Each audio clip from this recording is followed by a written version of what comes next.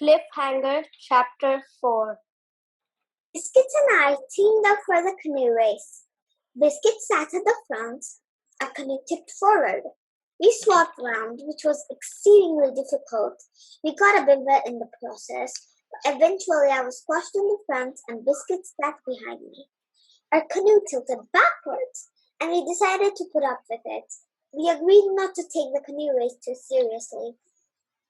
Giles and Kelly took it very seriously, indeed.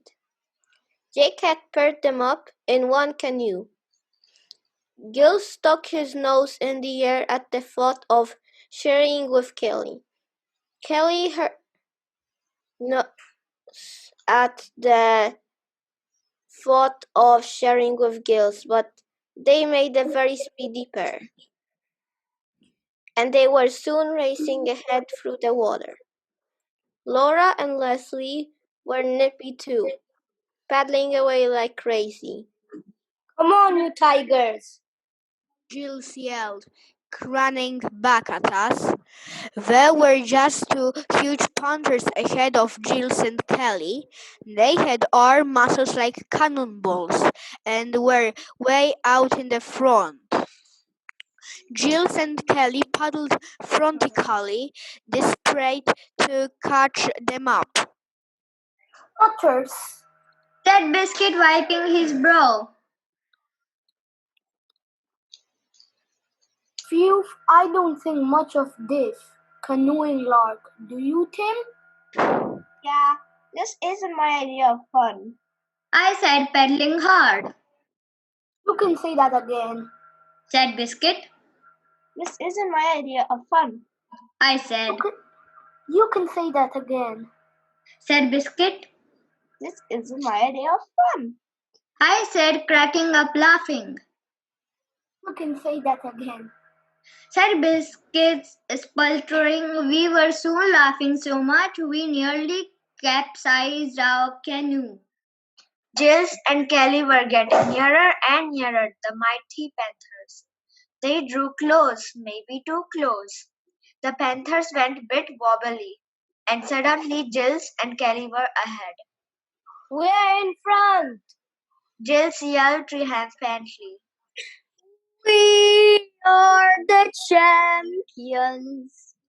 Kelly sang, and she took something small out of her pocket and gave a victory wave. She waved a little vigorously. The small something flew through the air and did a swallow dive into the river. Kelly screamed, "Teresa, come back! You can't swim!" She sounded frantic. Giles was growing frantic too. He was shouting at Kelly. "Sit down, you'll have us over. What are you doing?"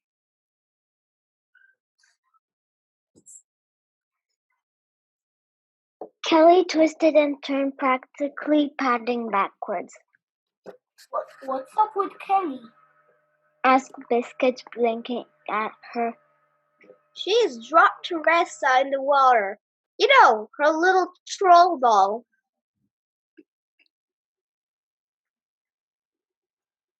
I explained. We knew all about Kelly's lucky mascot. Jake and Sally didn't. They heard Kelly yelling desperately and came whizzing over in their own canoe. "Teresa's drowning!" Kelly sobbed. Where? Which canoe? There isn't a Teresa on the course. Kelly, who's Teresa? They shouted aggrievedly. Jack jumped to dive to the rescue. "She's her stupid troll doll," Giles said disgustedly as the mighty panthers raced past towards the winning post. Jake sat down again, and he and Sally waved their hands and went, "Phew!" "Please, Jake! Can't you dive and look for her?" Kelly yelled. "Oh, Teresa!" "Hey," said Biscuit, his eye beady. Look, Teresa's just bobbing past. I looked and saw a little purple blob floating off towards the bank.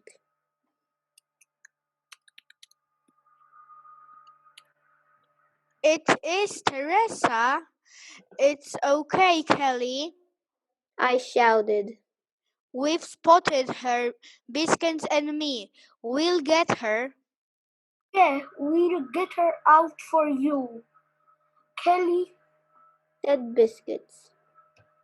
How do we get the canoe sideways, Tim?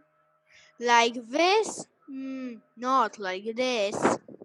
Our canoe wobbled dramatically as we experimented. What are you two playing at? Giles yelled. Finish the race first. We've all got to finish or we won't get any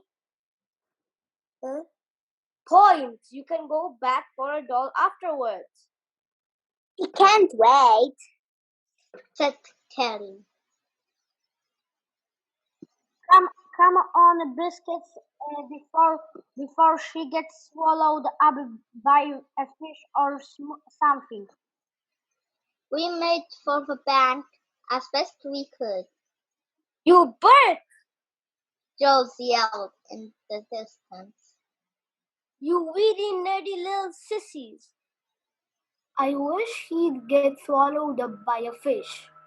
Said Biscuits. A shocking great shark. He's going to get us. I said. Oh, poof, said Biscuits. We'll get him. To the western and the basketball. Dan-di-da-dan-dan-dan. Biscuits shadowed. We reached the bank. Teresa was blocking the slimy shadows, her purple hair floating like water weeds. I got my paddle and used like a fishing sled, scooped Teresa up in the air. She had never been a very pretty little doll. She'd now lost whatever looks she'd had. But Kelly was still thrilled to get her back. She hugged and kissed her, and you'll never guess what. She hugged and kissed me. Biscuit said he was very glad that I was the one who fished her out. When we were in the kitchens clearing up after tea, Kelly tried to tempt Teresa's alarming new hairstyle with a small scrubbing brush. Laura and Lacey sighed. You're hopeless, Kelly, said Laura. Look, give her here. I will do it. She had her own little pocket hairbrush.